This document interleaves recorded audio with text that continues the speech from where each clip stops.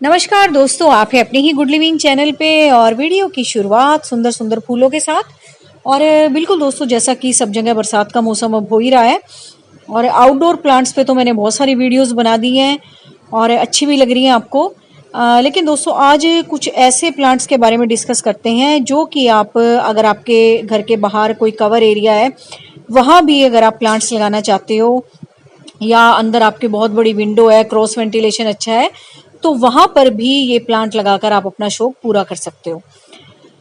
तो बिल्कुल इस मौसम में दोस्तों आप कटिंग तो लगा ही रहे हो और सेमी हार्डवुड की जो कटिंग है वो मैंने लगानी सिखा रखी है आपको। और जो मैं आपको प्लांट दिखाऊंगी उनकी भी कटिंग्स मैंने आपको लगानी सिखा रखी है। लेकिन आज इस वीडियो में सिर्फ हम उन प्लांट्स के बारे में डिस्कस करेंगे कि कैसे आप उन प्लांट्स को अच्छे से मैनेज कर सकते हो और क्या क्या उनमें बदलाव करके उनकी ग्रोथ को अच्छा कर सकते हो। तो ये है दोस्तों मेरे एक बहुत छोटे से पॉट में लगा हुआ मनी प्लांट, जो कि देख ही रहे हो आप बहुत अच्छे से चल रहा है।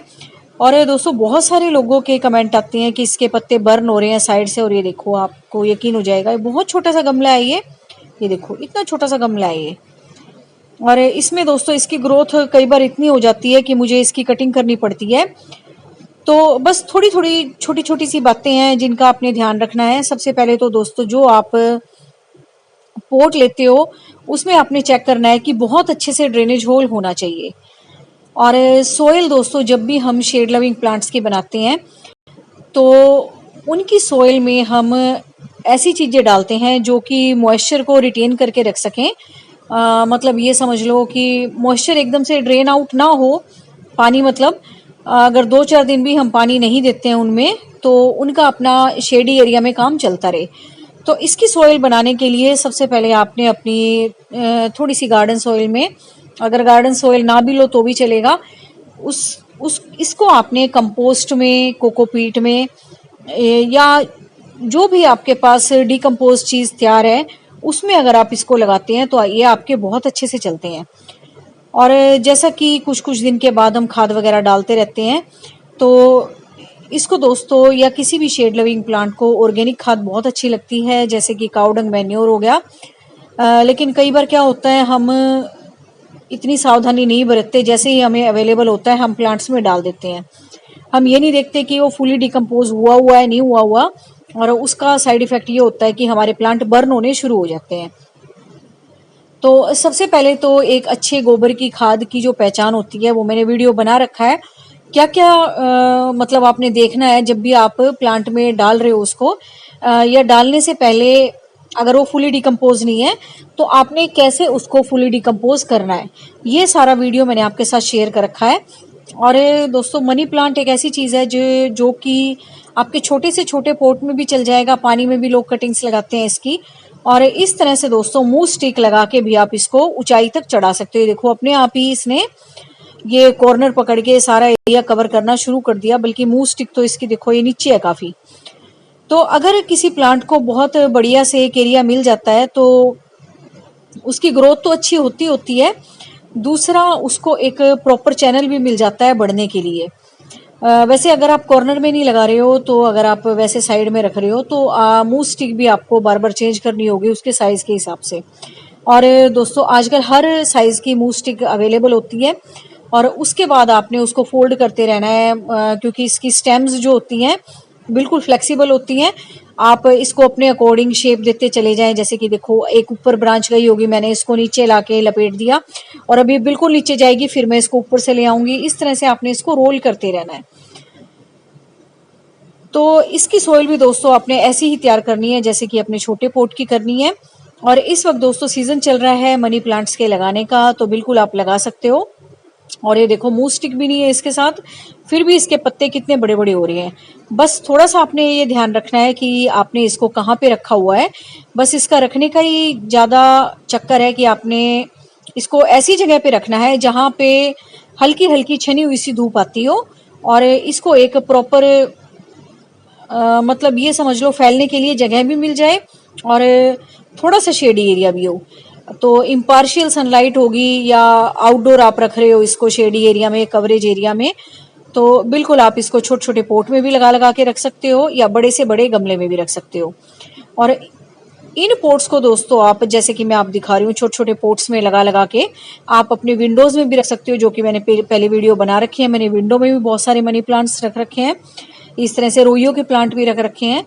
तो जिन प्लांट्स को ज़्यादा धूप नहीं चाहिए होती उनको आप विंडो में भी रख सकते हो। बस ये है कि क्रॉस वेंटिलेशन अच्छा होना चाहिए, ये ना हो कि बिल्कुल विंडो में रख दो आप लेकिन वहाँ हवा नहीं आ जा रही, तो फिर प्लांट खराब हो जाएंगे। इनको भी दोस्तों हवा, पानी की, हल्की हल्की धूप की, है ना, सारी चीज़ों की ज़रूरत होती है।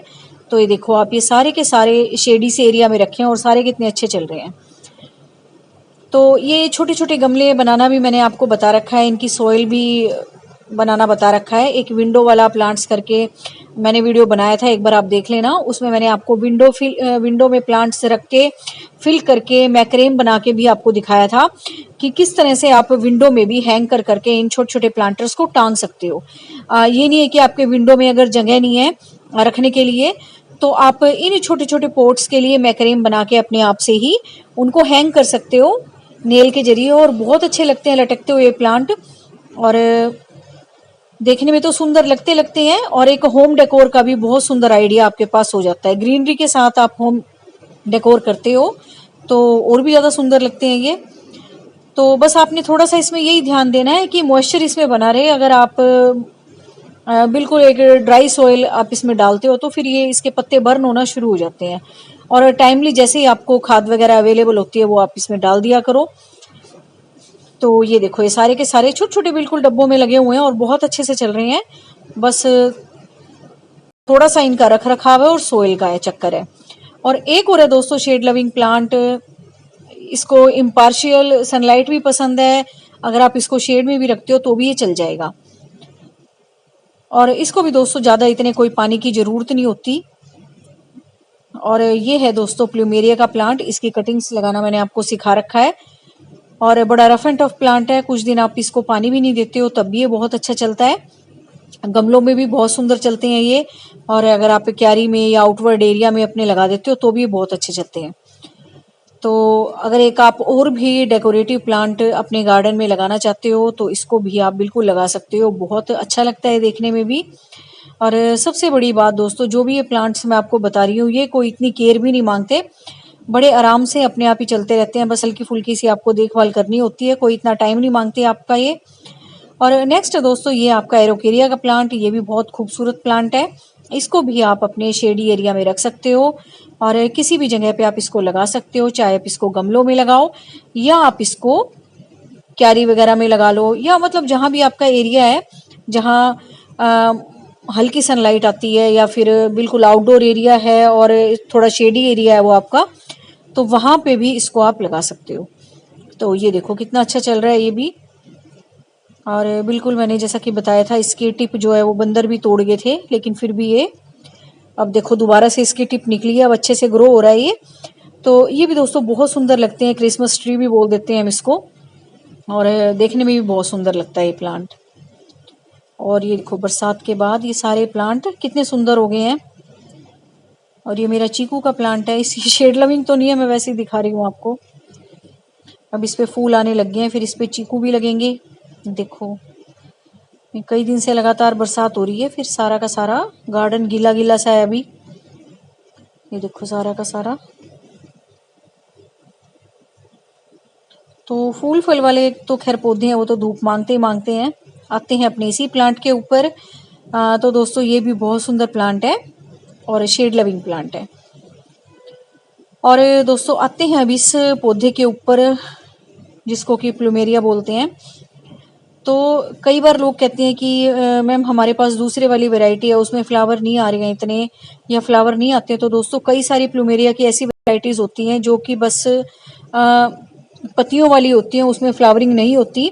कुछ होते हैं जिनमें फ्लावर होते हैं, और ज़्यादा फ्लावर लेने के लिए मैंने आपको ट्रिक बताई रखी है कि आपने इसको पानी कम देना है। अगर आप पानी देते रहोगे तो ये चलता तो रहेगा, और कई बार दोस्तों ज़्यादा पानी देने से ये गल भी जाता है। तो बस आपने इसी बात का ध्यान रखना है। और एक और प्लांट है, शेड लविंग सा प्लांट है, वो भी अंदर तो मत रखना इसको, लेकिन आउटडोर आप इसको रख सकते हो शेड से वाले एरिया में। तो ये है दोस्तों अपना एकलीफा का प्लांट, जिसको कि ब्रोंज लीफ प्लांट भी बोल देते हैं, कॉपर लीफ प्लांट भी बोल देते हैं। बहुत सारे खलीफा प्लांट भी बोल देते हैं, तो बहुत सारे नाम है इसके।